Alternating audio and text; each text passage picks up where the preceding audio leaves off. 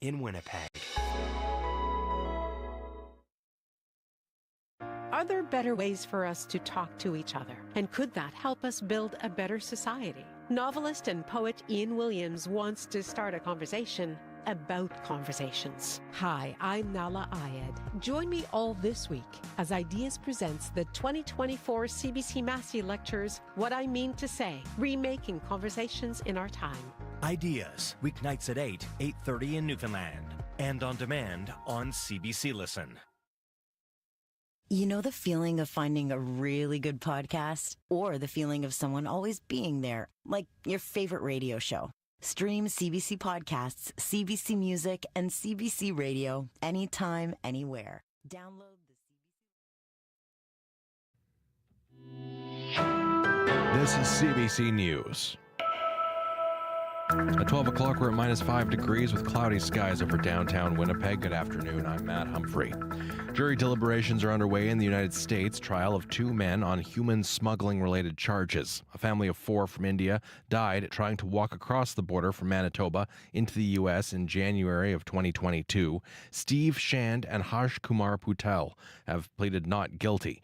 Prosecutors allege they were part of an operation which led to the death of the family of 4. Their bodies were found frozen just meters from the U.S. border. Manitoba Mounties say they're still looking for the driver of a semi-trailer involved in a fatal highway crash. Last Friday's collision near Altona claimed the life of a mother and her child.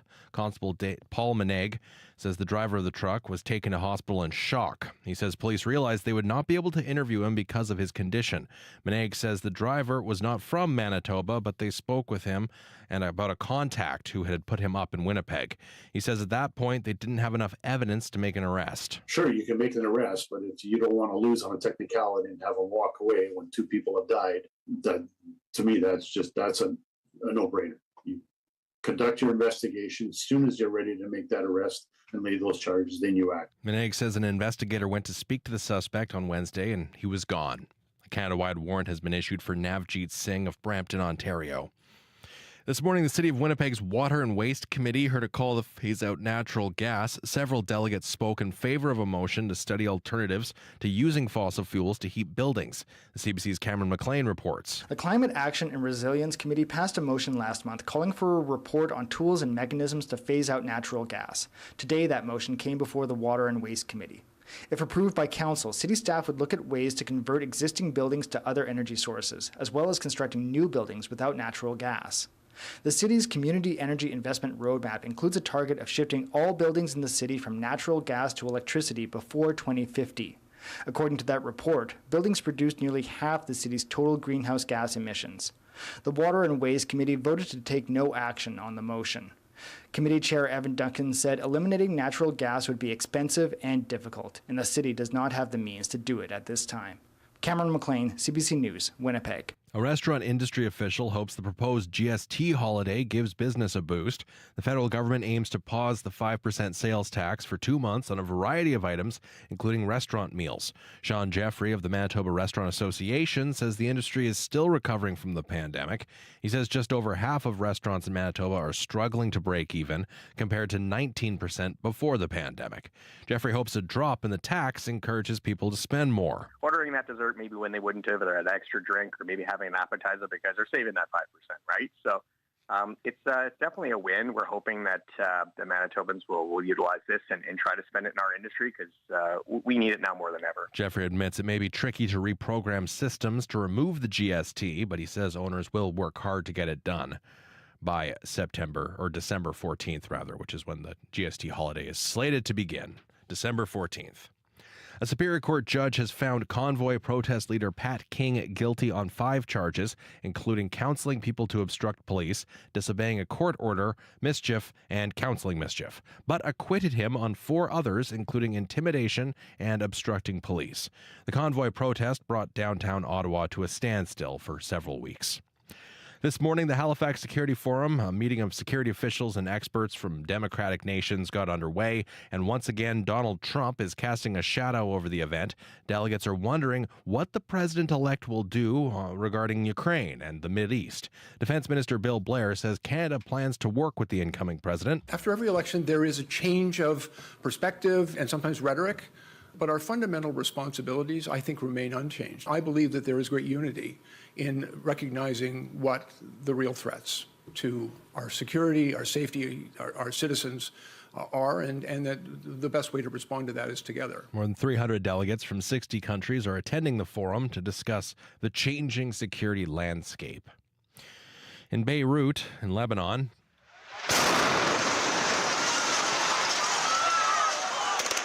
the sound of an Israeli missile slamming into an apartment block. It happened in the southern suburbs, flattened the building. Lebanon's health ministry says the number of people killed in fighting with Israel since October of 2023 is more than 3,500, and most of the deaths have been in the past 3 months. Israel says it must eliminate the Hezbollah militia's ability to fire rockets into northern Israel. Meanwhile, the United Nations says more aid workers, healthcare staffers, and other humanitarian workers have been killed this year than in any other single year. There have been 281 deaths so far among humanitarians this year. And the bloodshed in the Middle East has been the single largest cause. And Canada Post lost $315 million in the third quarter this year. It says parcel mail has dropped by almost 10% year over year, and the volume of letters continues to drop. Canada Post workers have been on strike for a week now, stopping almost all deliveries. Mainly cloudy in Winnipeg today with a few flurries, a high of -3. Brandon cloudy with flurries, a high around -6. Dauphin a high of -6 with a mix of sun and cloud. Flin Flon a high of -7 with flurries. Thompson light snow, a high around -6. And in Churchill, you're seeing temperatures around -5 this afternoon with snow off and on. Right now, you are listening to CBC Radio 1.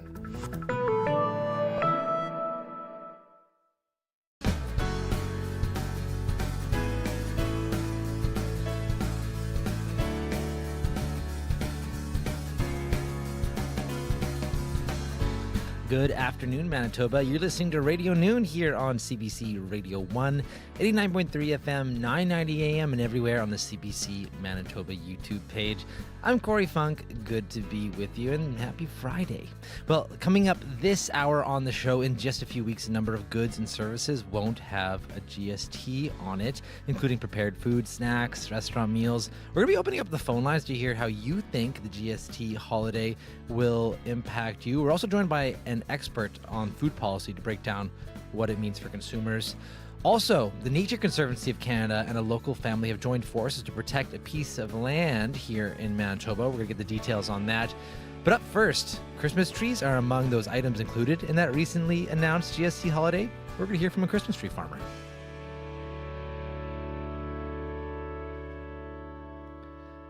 Well, for some, the holidays have already begun, but that GST holiday is set to officially begin on December 14th. And that's when the feds are implementing a 2-month break on GST for things like toys, children's clothing, books, alcohol, and restaurant meals. And also on that list, Christmas trees.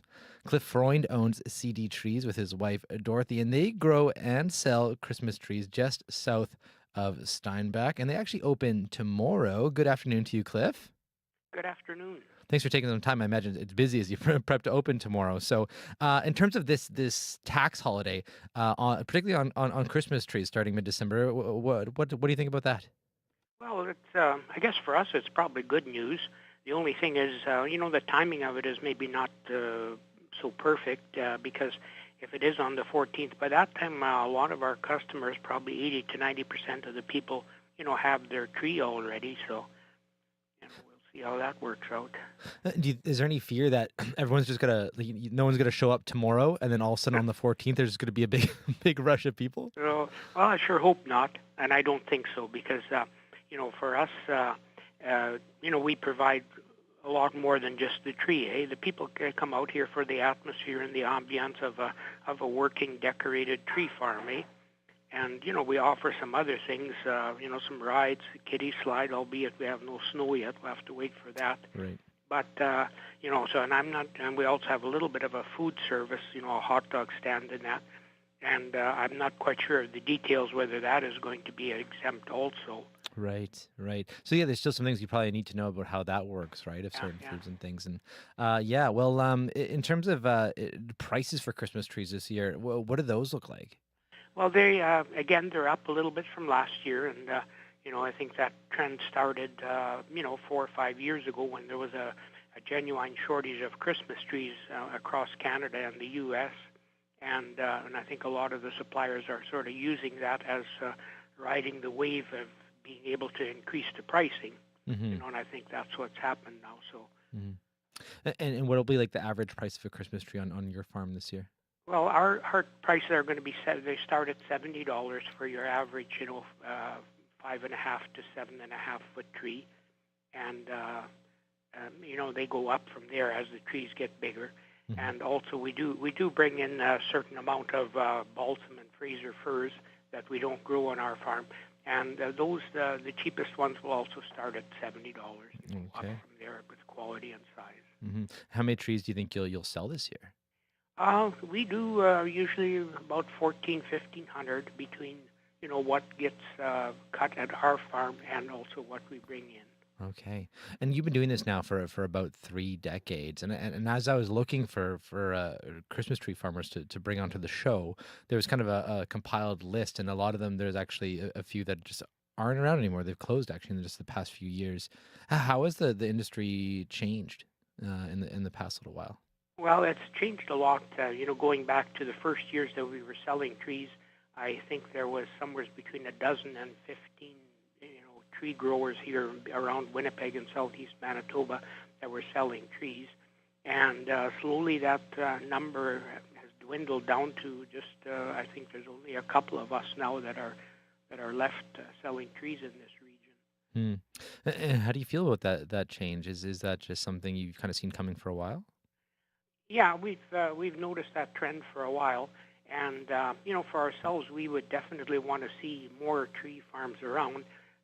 It seems that the more tree farms you have, the more excitement there is about going out and cutting your own tree and that kind of thing. That you don't want to lose that that thought. I mean, this is like a lifestyle for you too, I guess, right? Living on a Christmas tree farm. What do you love about the being a Christmas tree farmer? Well, I mean, growing the trees, we enjoy that, but I think probably what gives us the most joy is exactly, having the people come out here with the families, and, some of them will spend a good part of the day here with the different activities and that, and, to see them, developing memories and traditions and that's, very heartwarming for us to see that happen at our place. And tomorrow, your first day opening. If folks do want to come by over the weekend or anytime between now and Christmas, I guess, what do they need to know if they want to come by and get a tree? Well, basically, we supply the saw for cutting the tree if that's what they're after, or we've got the pre-cuts. So all they need is to come with the right attitude and warm clothes. Right now it hasn't been cold yet, but that will change. Right. Well, Cliff, thanks so much for taking some time this afternoon to talk with us. Well, it was nice talking to you. That is Cliff Freund. He owns CD Trees just south of Steinbach. Manitoba's the kind of place that draws you in.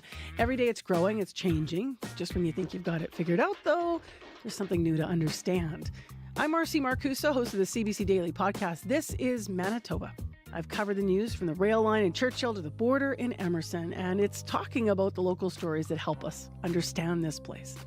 That's what This is Manitoba is all about. Find it on CBC Listen or wherever you get your favorite podcasts.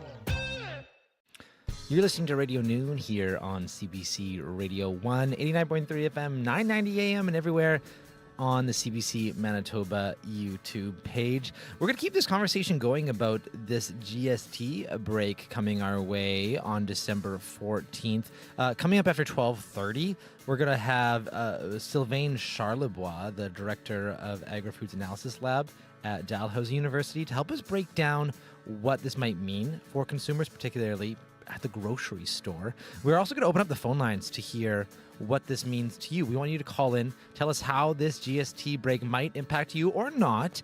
Maybe you're a consumer, also maybe you're a business owner that sells some of these products that are subject to this tax break.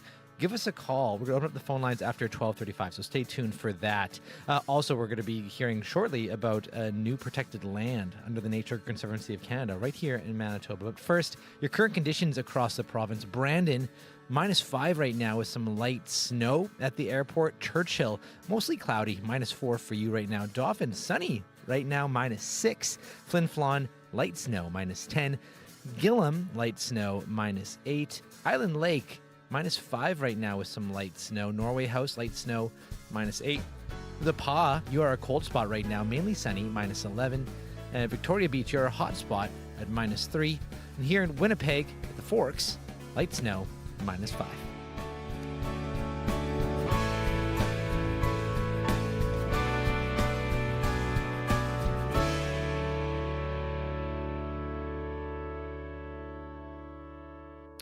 Well, the Nature Conservancy of Canada has announced a new protected piece of land right here in our province. The Langford Escarpment Conservation Project now protects 178 hectares of land just outside of Neepawa.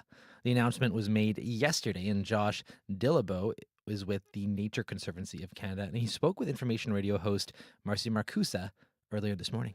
Tell me a little bit about this land and what it's like, the piece of land. Yeah, so whenever we think about this piece of land, it's 70 or 178 acres or hectares. Sorry, I'm still stuck in my old acres, but it's 3/4 sections, kind of 2 across the top and 1 across the middle. And if you held up your hand and put the number 4 straight up and put it on a 45 angle to the sideway, these fingers would represent the braes of ephemeral stream that run through it. And then the spaces in between would be these native prairies that are so rare. It sounds beautiful. So, yeah, it's a very interesting spot within Manitoba along the escarpment. So you do get that elevation. So you're kind of up high. And as you go east to west or west to east on the property, you gotta go from higher elevation to lower elevation. And, there's a whole suite of species out there. It's beautiful. A suite of species of what? Well, we have, all the large mammals out there. So we have elk, moose, deer. There's wolves that have been known to be on the property, bears, a whole bunch of other little critters out there too. We have rare ones like the name says common nighthawk, but they're not as common as they once was. We have eastern wood peawees and golden-winged warblers that use these braes of rivers with the trees along the edge as travel corridors. So that we find them there traveling through in the springtime. Out on these grassland expanses. Sorry. No, not at all. There's, they're home to these sharp tails that love to dance in the springtime and chuckle as they fly away. So I was just going to say I have to Google the peewee that you mentioned. I've never heard that before. Yeah, they're a neat little forest songbird, and they're the name describes them very well because that's their call. So let's talk about where this came from, because this beautiful land we're describing and all these species, it has some interesting history. So the property was owned by a family for more than a century. The family has now donated 1/4 of this land to the conservation project that we're talking about. How did that come about? Yeah, so we do projects in a number of different ways. This one, the property was actually for sale via real estate. And we actually just reached out to the realtor to see if there would be any interest in the family securing the long-term vision of the, historic grazing on the property, and if, they would be willing to donate it. And, we're very lucky that lucky and humbled that the Harpers chose Nature Conservancy Canada, out of all the potential buyers, and we're willing to donate that back. It just shows their commitment to the native prairie and the grassland that's so rare on this property. I'm watching the photos go by, the images of the land. You described it beautifully, but if people are on YouTube, they're getting a real treat while we're talking today. Tell me a little bit about why this particular prairie grassland needs protecting. What was the concern there, or what is the concern? So prairie grasslands, they're the least protected, most endangered terrestrial ecosystem on the planet. It's even more rare than the Amazon rainforest. And across the prairies, we've lost 80% of that. And we're working very hard to protect that last 20% that we have. And we've actually, at Nature Conservancy Canada, launched our Prairie Grasslands Action Plan, where Our goal is by 2030, we have protected 500,000 hectares of land of these native grasslands, and that equals out to be about 6 times the size of Calgary. What is the actual protected plan? Like, what does it look like? Do you stick signs up? Do you just own it forever? Nobody can develop here? Like, how do you protect it? Yeah, so these native grasslands, they're a disturbance-based ecosystem. So the intent is that, we continue to properly disturb these grasslands with grazing, or prescribed fire or other management techniques that we use. And yeah, our number one threat to our loss of grasslands is conversion. So we do, like you said, we do put up signs to advertise that these properties are protected in the future by Nature Conservancy Canada. And then, we do all the hard work in the summertime to look at the species that we have out there, that species composition, and how can we best manage that? Is it timed by certain rotation of grazing? Could it benefit from prescribed fire? Are there other techniques? Do we need to worry about invasive species or not? So think of it like a giant puzzle piece, and we put it together, and we work a lot with our partners and local communities to basically have a spot where viability of economics of a local grazing agriculture, and then also a spot for the community to go to as well. I was going to ask you about that, what it would mean for, the local community, in this case, people around the Neepawa area. Because if this was private land before, they wouldn't have been able to access it. So there's a benefit there, right? Like, can they access it right now, or is that in the future plans? A lot of Nature Conservancy lands in Manitoba, they are open for people to come and walk on and visit. However, we do ask that people do give us a shout. We do, like I said, we talked about the management a little bit, and we just like to make sure that there's no issues. If I've got a contractor out there doing some mulching or mowing or something like that, we do want to inform people to let them know. And also, it helps drive the experience. So if they're looking for something specific, or if they want to know what's a good time to access to see a certain bird, a certain animal, something like that, we try and point them in the right direction. That's Josh Dillabeau with the Nature Conservancy of Canada, who's speaking with CBC's Marcy Marcusa earlier today.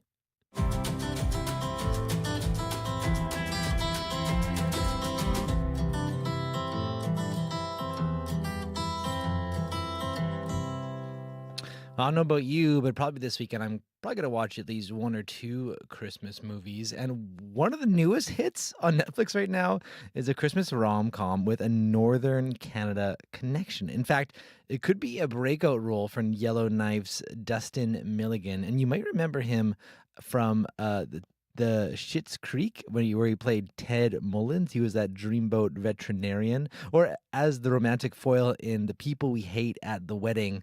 And now he's melting hearts as a snowman come to life in the Netflix film Hot Frosty, it's called. Milligan spoke about the film and his role with CBC Yellowknife. For a movie called Hot Frosty, of all things, with a title like that, yeah, I wasn't really sure how it was going to be received, and to have seen it, it was, believe it or not, #1 around the world for the last week, and yeah, was #1 in like dozens of countries on Netflix. It was bizarre. It is still very a surreal thing. Again, like I said, for a movie that is about a woman who falls in love with a snowman, and a snowman who falls in love with this woman. It is on paper a very silly premise, but I think, what I love about the script is that it does have more to it than just that. There's a bit more depth and heart, and it's grounded a little bit more than that premise would suggest. And I think audiences are picking up on it. Our director, Jerry Chikoriti, I really have to credit him too. He was so committed to making this something more than what audiences would first expect based on the title, and also even, just sort of more than quote unquote your average Christmas movie. He wanted all of us to commit to the same level that he was. And yeah, all of us, we sort of knew the magic that was possible. The script was really wonderful, but we knew that there was a little bit more that we could all give in terms of commitment to it. That, yeah, I just think as a result, we're very fortunate that it ended up in the final product and ended up kind of resonating with people the way it has. But, you know, yeah, I think committing is cool. I don't know if that, you know, I think caring about something is cool. And I also think, you know, that's one of the messages in the film itself, where it's like, why don't we just sort of believe, you know, in this case, in a little bit of magic, a little bit of Christmas magic. Similarly, I think all of us as the creative team behind the movie, you know, the director and the producers and the writer and us actors, we were all just like, well, why don't we just believe in this a little bit? Why don't we just give it a little bit more than we normally would? And yeah, again, it's just so surreal, the result of that. That's Dustin Milligan. He's known as Jack in the Netflix's #1 movie, holiday rom-com Hot Frosty. He's originally from Yellowknife. Well, from something a little bit more warm and romantic, we're going to move to something, well, maybe a little bit the opposite. Toronto artist Saya Gray's new album arrives in February, and it's simply just called Saya. And her first single from it chronicles a big moment of transition. Get this, calling off a wedding. This is Saya Gray with Shell of a Man. You're hearing it right here on CBC Radio 1.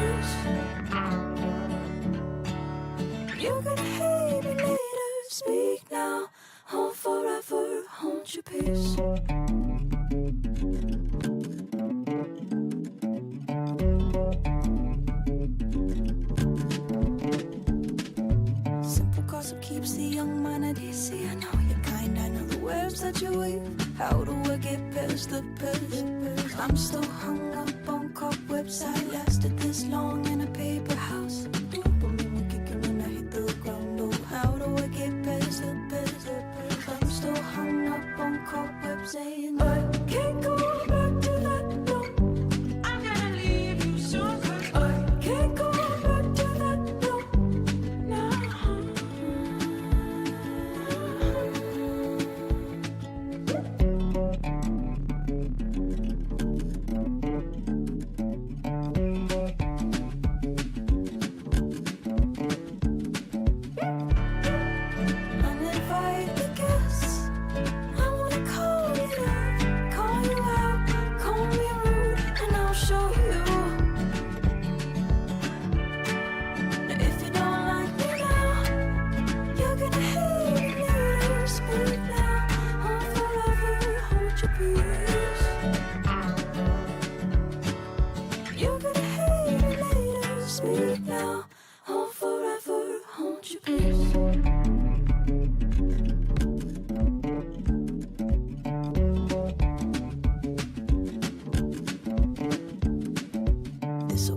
Song about you and your voodoo doll fetish. There's a difference in visiting a memory and living in the past. I've lasted this long as a rubber ball. You pick me up and throw me up against the wall. How do I get past the past?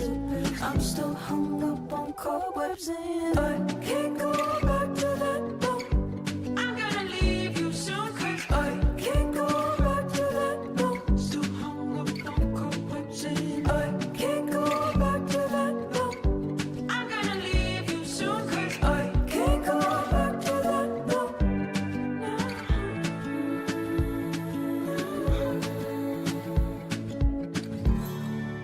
Uninvite the guests. I wanna call it up, call you out.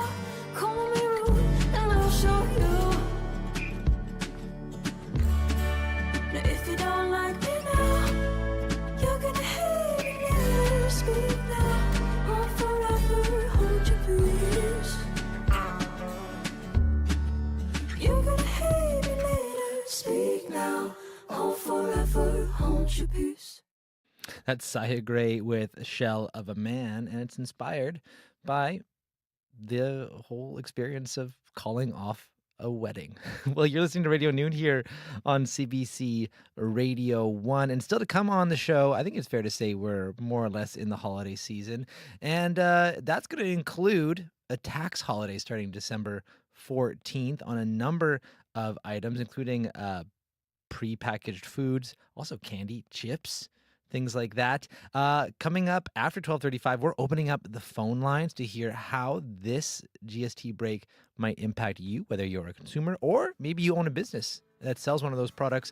We're going to be joined by a professor and director of the Agri-Food Analytics Lab at Dalhousie University, Sylvain Charlebois, to break down what that could mean in the grocery stores in particular.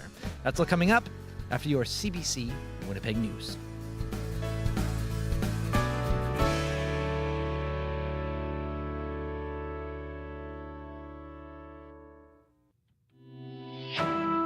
This is CBC News.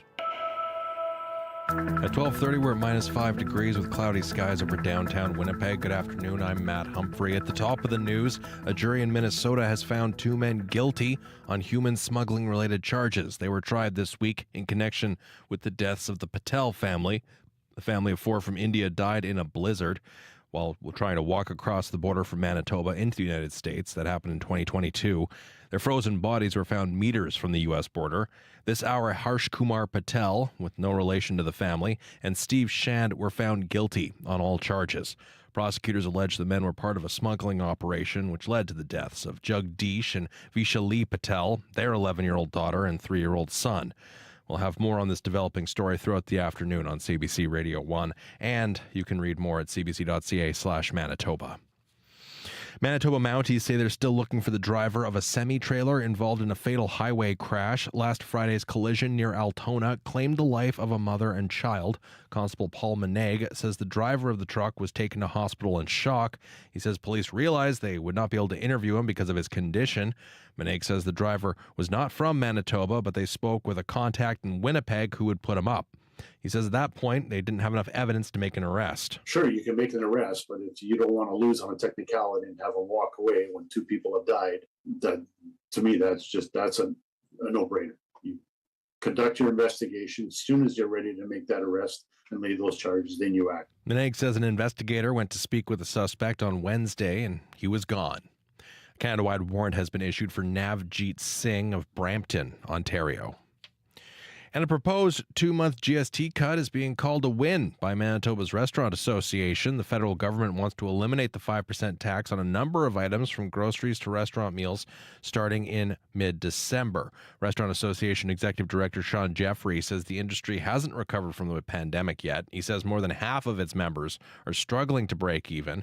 And Jeffrey says a tax cut, even if temporary, may encourage more people to eat at restaurants. And owners are going to work hard to make sure they can change their systems to accommodate that change. Those restaurant owners who are pulling those, 10, 12-hour shifts cooking in the back now have to, find a way to kind of reprogram all their systems. And if their systems aren't updated, it's a very, convoluted process. So we're hoping that we can kind of, make that happen. And we will make that happen because we want Manitobans to come to our restaurants. Jeffrey says his association would love to see a GST cut made permanent. And that is your CBC News from Winnipeg. For news anytime, you can head to our website, cbc.ca/Manitoba, or you can use the CBC News app. Thank you very much, Matt. Back soon. That's Matt Humphrey at our CBC News Desk. I'm Corey Funk, and in the studio with me now is Riley Lachuk with a look at the weather. Hello there. On this first taste of winter in Winnipeg. Yes, it's starting to feel like it now. Starting to look like it out there. Mm. As expected, a few light flurries and even some pockets of, I don't want to say heavier snow, but certainly some pockets of light snow into the Interlake this morning and back to the west as well. And this is continuing to make its way to the east a bit more snow to come on the weekend, which I'll get into in a moment here. So that snow has moved its way out of Westman. It's pretty much out of the Red River Valley. Just we're on sort of the tail end of it here in the Winnipeg area, at least, as it continues to make its way toward northwestern Ontario. -5 in the city right now. It's -5 in Brandon as well. Dauphin's at -6. Thompson at -9 at the moment. So flurries, some light snow through the afternoon hours into northwestern Ontario. Behind that, some clearing. So even through the afternoon hours, expect a bit of a brighter day through the Westman region and certainly into the Parkland region as well. Some sunny breaks through the afternoon today with a bit of cloud cover mixed in with that. We do see a more substantial clearing through the overnight hours through the Red River Valley.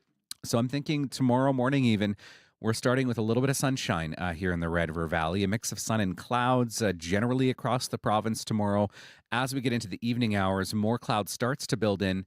This ahead of an area of low pressure moving through Montana, through southern Saskatchewan, tracking to the northeast into Manitoba. This giving the Red River Valley at this point a bit of a glancing blow, so we're not going to get hit with a whole ton of snow here in the Winnipeg region. I've got the Red River Valley at 2 to 5 centimeters. The further south you go and east, the lesser those amounts get. So places like Steinbach, even on that low end of that 2 centimeter range.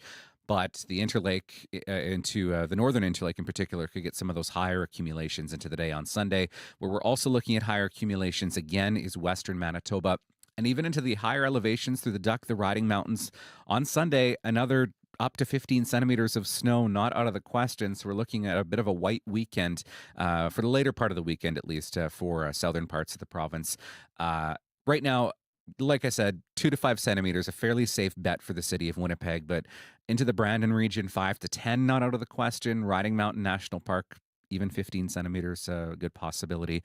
I'm getting -4 this afternoon in Winnipeg. That's what I've got for a forecast high. Maybe we can get to -3, but I'll keep it at -4 for now. -4, mix of sun and clouds in Brandon. Tomorrow, -4 for Winnipeg. Snow, -3 for Sunday. A few lingering flurries into Monday, -6, and then -7s for Tuesday and Wednesday. And Corey, I'll let you know toward the end of the 7-day forecast to the end of next week. -double-digit highs. Ooh, okay, good to know. I know. Get the mitts out. The big parka. I got the parkas from the basement. Okay, good to know. Excellent. Okay, well, thank you very much, Riley. Have a great weekend. We knew it was coming. So, that is Riley Lachuk at our CBC weather desk. I'm Corey Funk. Welcome back to Radio Noon. And as you've been hearing throughout the show, there's a new holiday coming to town, and no, it is not a day off. December 14th is slated to be the start of a tax holiday. So for 2 months, the federal government will remove the GST from a number of goods and services. In particular, a lot of that is food. That includes things like prepared foods, like vegetable trays, pre-made meals, salads, sandwiches. And also that includes snacks like candy, chips, granola bars also won't be taxed. Likewise, as we just heard in the news, restaurant meals as well are included in that. So what could this tax break mean for you and your family's bottom line? How could it change maybe your spending behavior in the next couple months, especially leading up to Christmas? Also, are you a business that sells some of these products that are included in the tax break? We want to hear from you. We're opening up the phone lines now.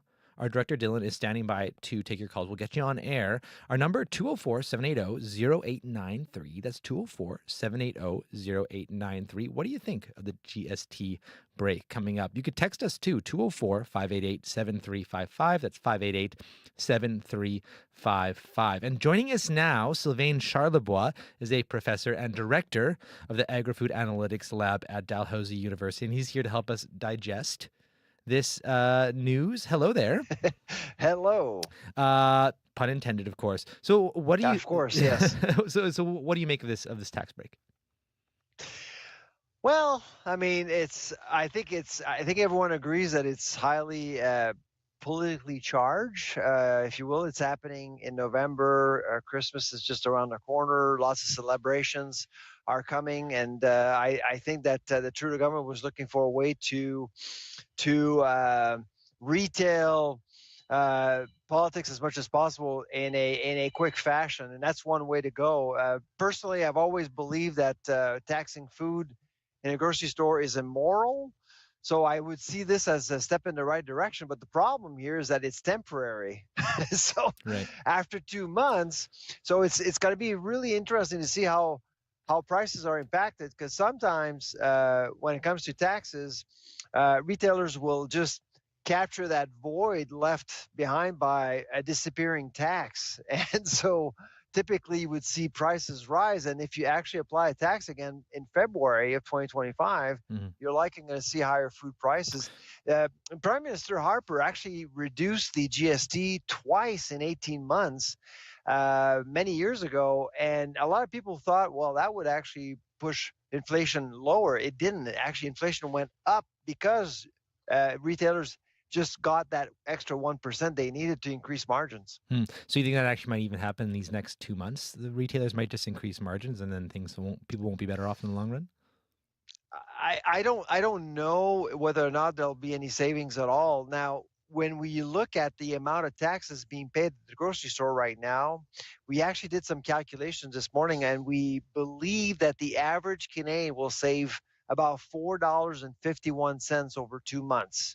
That's Really? retail. That's retail. Now, you just actually mentioned during your newscast that restaurants are likely going to see more business. That's actually true. I actually think that's where the appeal is for consumers. No taxes at restaurant. And by the way, most people don't even know that they're paying taxes at the grocery store, but they do know they pay taxes at the restaurant. And so eliminating that tax is likely to make a meal outside the home more appealing, I would say. So savings, when you look at the amount of money people spend at the restaurant every month, you're looking at savings about $20 over 2 months on average per Canadian. And I'm curious, though, not every Canadian is going to change their spending differently. It might depend a lot on their incomes or spending habits to start. Who do you think is actually going to benefit from this the most when it comes to at least maybe income levels or demographics? Well, people who have money.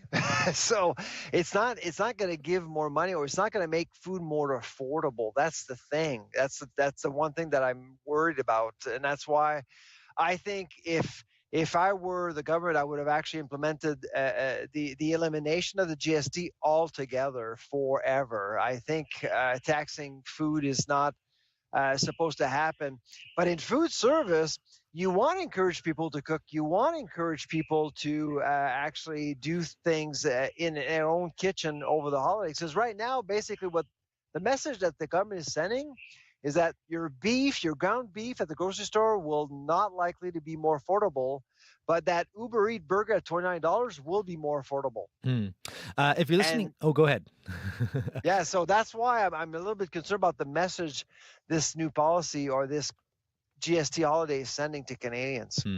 If you're listening in and you want to share how you think this tax break might or may not impact you, give us a call, maybe whether that is at the grocery store or anything else, maybe buying a Christmas tree, which is also on the list, or anything else. Give us a call. That number, 204-780-0893. That's 204-780-0893. What do you think about this tax break? Let us know. Maybe you're a restaurant owner and you're, like we just heard from the Professor Charlebois, maybe you're stoked about this. Give us a call, 204-780-0893. Join the conversation. I'm curious, though, one thing, and like you said, you think you come from the perspective that groceries across the board should not be taxed. But, on this, the food included in this is candy, chips, alcohol. Yes. And often tax is used by governments actually as a disincentive sometimes, as a tool to, keep people from buying those things. A moral tax, yeah. Yeah. And what do you make of that these kind of snacks that are, widely seen as unhealthy and also alcohol are also, getting a tax break too? Yeah, the inclusion of alcohol again is sort of counterintuitive given what we've seen from this government the last 9 years, because guidelines have changed, and you can see that really Canada's going in a different direction when it comes to alcohol consumption. You look at all liquor boards in this country, all of them, including Manitoba, sales are up in dollars, but sales and volumes are down, and so you can see that people are buying less alcohol. This will incentivize people to buy more alcohol. So I from a health perspective, I'm not sure it's the right message to send to people. Again, I suspect that some people who do buy alcohol will be very happy about this, but I am concerned about what message are we sending here just for pure political gains, really. I think everyone is smart enough to understand what's going on here. I don't know how much you know about the logistics behind the scenes, but I know, if all of a sudden, there's a change in taxes, things like that on certain products, logistically speaking, how hard is it for, let's say a large grocery store, even small grocery stores to change things behind the scenes so that they're charging the right taxes on certain products? Like, is that going to be a bit of a Yeah, headache? I know that retailers will actually say that this is going to be complicated. Restaurants will say the same thing. I don't agree with that because most systems are quite sophisticated now, and prices are all digitalized now. So I'm not concerned. I'm more concerned about consumer confusion. So if you walk into a grocery store, you have no idea what's taxable and what is not right now. The only province that will now label products that are taxable before you show up at the cashier is Quebec with Bill 72. So it just got adopted by the National Assembly there. I wish that all provinces would do the same thing, to be honest. I actually do think that at some point we need to provide consumers more transparency around what is taxable and what is not. And people will actually be shocked to learn that over 4,500 products are taxable in a regular grocery store. Hmm. And so do you think there actually might be a bit of a difference in Quebec in the way that this rolls out or the way consumers behave because it's way easier for them to identify what's taxed and what's not now? I think so. Yeah, absolutely. Because we're not like Europe where we actually include taxes in the price. But I think it's fair for consumers to understand what is taxable. And of course, in Quebec, the tax is over 15%. Adding 15% to a food product is a lot, especially these days. So I think consumers will appreciate knowing in advance. And I know that Manitoba is really moving in that direction, actually bringing more transparency to the grocery business. And we heard from the throne speech this week that your premier is really trying to make the industry more transparent around property controls. I would say, maybe you may want to look at sales taxes as well in stores and make the whole system more transparent as well. I'm curious in terms of the things on this list. Is there anything that you think is missing, or you think this kind of covers everything that should get a tax break? So the ready-to-eat section, I think, is an interesting and important play. I actually think that it's not right to tax a Caesar salad for 4 people or healthy sandwiches, for example. So at least they're doing that. And my guess is that Ottawa thought, well, if we're doing that with counter-ready products, maybe we should actually give the same break to restaurants. But we're not talking about the same offer at all. In restaurants, it comes with service most of the time, so it's a different product altogether. So the ready-to-eat section, I think, is a good target for this measure, for this holiday. But snack food, chips, and chocolate bars, I don't know. Like, do you want to encourage people to eat more of these products? Sure, I guess. But again, this is the government. So there is some responsibility that comes with some of the signals, some of the fiscal signals you send out to the population. 204-780-0893. If you want to give us a call during the conversation, share your perspective, what you think about this tax break. Maybe you're like, hey, my family is going to save a lot. Like, give us a call. Tell us what you think. Or if you don't think you will save a lot, we'd love to hear too. Or if you're a business, maybe you own a grocery store and you want to tell us what you think about it, give us a call. 204-780-0893. Actually see a call coming in right now. We'll get that answered right away here. But just first of all, so I mean, let's say, so this is a 2-month thing. I know here in Manitoba, we got a tax break on gas a while back, and it keeps getting extended. This 2-month thing, it's hard to say whether, and politically, I'm not going to ask for your political analysis on whether you think this should be extended or not. But if it's anything like Manitoba and they learn that there is some political fallout for not extending this, what would you like to see kept on this list of things that are not taxed and things that are going forward? Like, do you think, you said across the board, but should snacks get taxed again, or what would you like to see in the future? I would say, I mean, I do think that this is something that we need to discuss as a society. I think right now we're seeing some provinces implementing taxes on specific products, like Newfoundland on soda, for example. I mean, and a year after the implementation of a soda tax, soda sales have actually gone up, not down. So basically it became a regressive tax. We basically taxed the poor. A lot of people just couldn't afford, and they're buying pop. We wanted to discourage people from buying pop because it's not good for you. But is taxation really the answer? But going back to the end of this holiday is going to be on February 15th, I believe, and that's probably because of St. Valentine's. St. Valentine's, I was just looking at the calendar, is actually going to be on a Friday this year. All right. So my Didn't guess think is about that weekend, the 14th, is going to be incredibly busy. So I would actually make reservations right now in Winnipeg if you're listening. I guess so. I didn't think about that. That's right. This includes Valentine's Day. I totally forgot Because about that. typically food prices are actually higher for the holiday.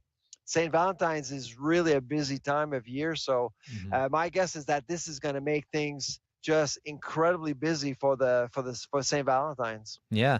But you said though, so you said you just did a calculation. Based on your calculation, you say people are going to save what, 461, I think you said was the number that people will save? So 461 retail and 1961 service. Okay. And we're not including alcohols because alcohol is too it varies so much from one individual to another. So we're looking at savings about $25 per Canadian over 2 months. Okay. And like you said, you'd like to see this. That's just in food. If you're buying a video console, right, that's different. Yeah, exactly. Because those are included in there. That if you're buying or all a the things, tree. Right, this is just on food. So if you're including all these things on these lists, buying that does stack. So you could be larger savings, assuming you're buying other things on the list as well. That's right. That's right. Yeah. We actually have David-O on the line here. Hello there, David-O. Hey, how are you, Corey? Thanks for having me on. Yeah. What's your thoughts on the tax break? Well, okay, so thoughts on the tax break. I don't like it because it's temporary. I really think our government should be lifting taxes total. Now, being that they're pinpointing some of these, goods that they're saying, it's really to make an enjoyable holiday season. Let's call it what it is. Now, personally, they should have done it way before December 14th. I think their timeline is a joke. The $250 that's planning to come in the new year, great. I guess, some people will put it towards their credit card bills, but people are going to be focusing on Christmas spending with that money that they don't have yet. You know what I mean? Mm-hmm, right. Now, I think it's really irresponsible of the government to these moral taxes that your guest is talking about. It's disgusting. I think the government should have their hands off society. I don't think that these moral taxes are just, but that's a little side topic. What I really think the irresponsible part of the government is it starts with the carbon tax rebates and it goes along with this $250 affordability rebate. It's throwing money at a problem. Now, when you're John Q. Public, the 1.8 million people who are $150,000 or less, we are not talking about the rich. We are talking about the middle wage and lower. People do not use this money to invest normally. It is a pretty economical statute that says the poor normally just buy things. This money goes directly back into the economy. Now that we've got a tax break on liquor, I know a lot of people are going to be buying more booze for the Christmas parties. You know what I mean? Mm-hmm. And I say that this is irresponsible because it goes back to Thanksgiving. The carbon tax rebate was supposed to come into people's accounts on the Tuesday. Now, that money hit my account on the Friday, and I bet it hit a lot of people's accounts on the Friday. And let me guess what people did with that. They bought another ham. They bought another bottle of wine. They bought a bigger turkey. You know what I mean? So it's great to help the John Q. Public, but it is really economically irresponsible to be chucking, $4.3 billion at, middle income Canadians. David-O, thanks for your perspective. Really appreciate that. That is David-O. Thanks for calling in. We also actually got a message from Angela as well, who she says that families want this tax break over the Christmas season, particularly because stocking stuffers like chocolate and other goods can get very pricey. Professor Charlebois, I kind of what do you make of that perspective, where it's like, you know what, I get it. Maybe they're probably not the best for us, but hey, like we're looking to have some fun over the holidays. Well, I mean, going back to David-O's comments, I agree fully with everything he said. So we didn't talk about the $250, but that really will be like throwing fuel to an inflation fire. As soon as the government actually sends back money to its population, you will make inflation a worse problem. We all know that, and so I'm more for taxation cuts, which is kind of what it is. But as David O said, it's temporary, which makes the holiday dangerous, because you may actually see some retailers boost prices for the next 2 months, and when taxes come back, then you're likely going to face higher prices. So that's really the one thing I'm going to be looking for over the next couple of months for sure. And how soon do you think we could see the implications of this inflation? Would it be, immediately after, like say in the spring, or is this going to be a slow creep of the feeling the inflation from these tax cuts? Well, over the holidays, because you're basically cutting taxes at a time when retailers are making a lot of money. There's going to be a lot of traffic. Don't forget, 40% of all profits in food retail happen in November and December. So this is a time of year they do want your money as much as possible. So if they actually see that taxation being reduced, they're going to try. I'm sure they're going to try to actually increase prices as much as possible. So the 461 retail is really academic, because it's just based on the amount of money we spend on taxes at the food retail store every single year. But that number can change. So so I guess because you're saying you're pro getting rid of these taxes for on food permanently. But would that also have an impact then too, though, on the retailers raising margins and then causing inflation down the road as well? If it's just going to do that in the long term, short term, wouldn't it also just do that in the long term too? Well, it's just if you know the rules of the games over the long term, you can actually measure the impact of any policy. But if you actually play around with policies, like fiscal policies, like with the GST, you don't know exactly what's going on here. So it's much harder to measure. But my guess is that if there is an opportunity to raise prices, grocers will raise prices. That's my concern. So if you stability is our consumers' best friends. When inflation goes like this, up and down, 10%, -5%, that's never good for anyone. And I don't think I've even asked you. We gotta go. We're almost near the end of the show here. But yourself, are you gonna be spending any differently at all over the holidays now? Well, I'm actually in Houston, Texas, last week, so I barely had a chance to read what actually was released by the government. But when I get back home, my guess is that my behavior won't change at all. You're not going to go on a book buying spree as a professor? No, not really.